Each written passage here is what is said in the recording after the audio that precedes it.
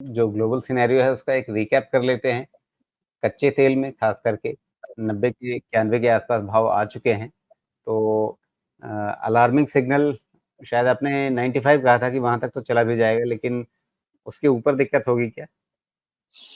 देखिए, इसका बड़ा पिक्चर अगर देखेंगे तो ऑयल प्राइस में अभी भी मैंने 105 वाले को रूल आउट नहीं किया है। हमारा डिस्कशन जो हुआ था 1, 2, 3, 4, 5 हाँ, तो लास्ट वीक का डिस्कशन जो हमारा कैंडल का था, याद हो तो 88 के नीचे हमने इसको ब्रेक डाउन कंसीडर किया था टुवर्ड्स 82, 83 तो 83 के तरफ तो आ गया, ये ओके है।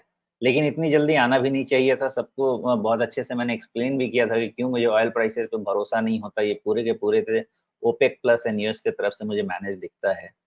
और इसका रिटर्न जो है, ये रिटर्न चूँकि 100 ईएमए से तुरंत जाके और बहुत ज़्यादा स्लाइड हो चुका है ना, तो अब बेस वहाँ पे बन गया। मतलब आपको मान के चलना है कि ये जो 83 एंड अ हाफ 83.4 का जो लेवल है, ये एक सैक्रोसैंक्ट लेवल है, सपोर्ट है अब यहाँ पे। यहाँ से नीचे नहीं जाएगा, प्लस ऊपर में ये अटक जाएगा 93 के पास।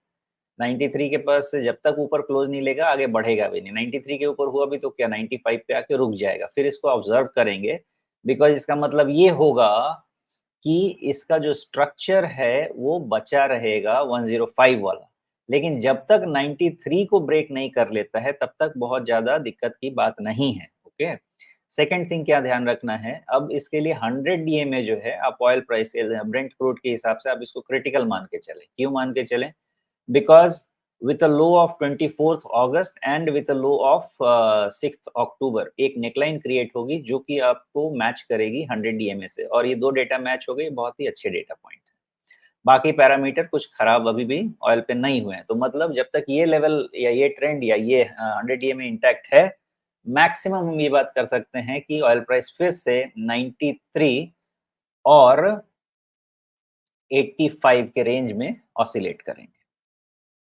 जी। और कच्चे तेल की अगर हम बात करें तो वहाँ पे माफ़ करिए, कच्चे तेल की हमने बात कर ली, सोने की बात करें तो वहाँ भी एक ज़बरदस्त स्पाइक दिख रहा है। आप अगर ठीक सबसे नई वाली कैंडल देखें, बहुत ज़बरदस्त सीधे एक साथ इसने सारे मूविंग एवरेजेस को एक साथ पार कर लिया है। ये पैनिक मैनेजमेंट है।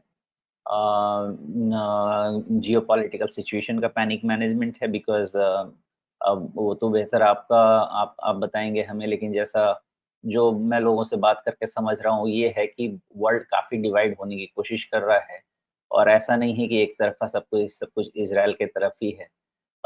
गाज़ा हमास की तरफ भी काफ़ी सपोर्ट है।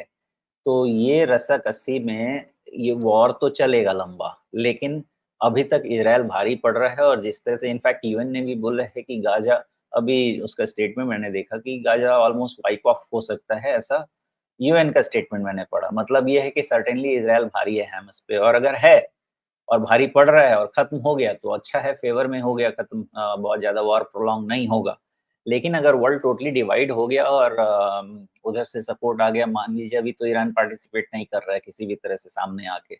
अब बैक एंड सपोर्ट दे रहा है कि नहीं, लेकिन जैसा लोग कहते हैं, जैसा मैं सुनता हूँ, जो पॉलिटिकल एनालिस्ट कहते हैं, वो यही कहते हैं कि ईरान का सपोर्ट इनडायरेक्टली रहता है।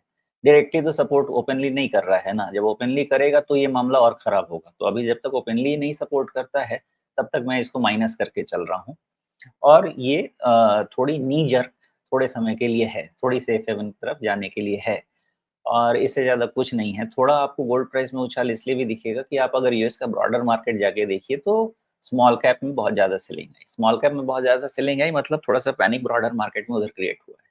तो उसका ये भी रिएक्शन का रीडिंग हो सकता है कि सेफ हेवन में जनता गई है।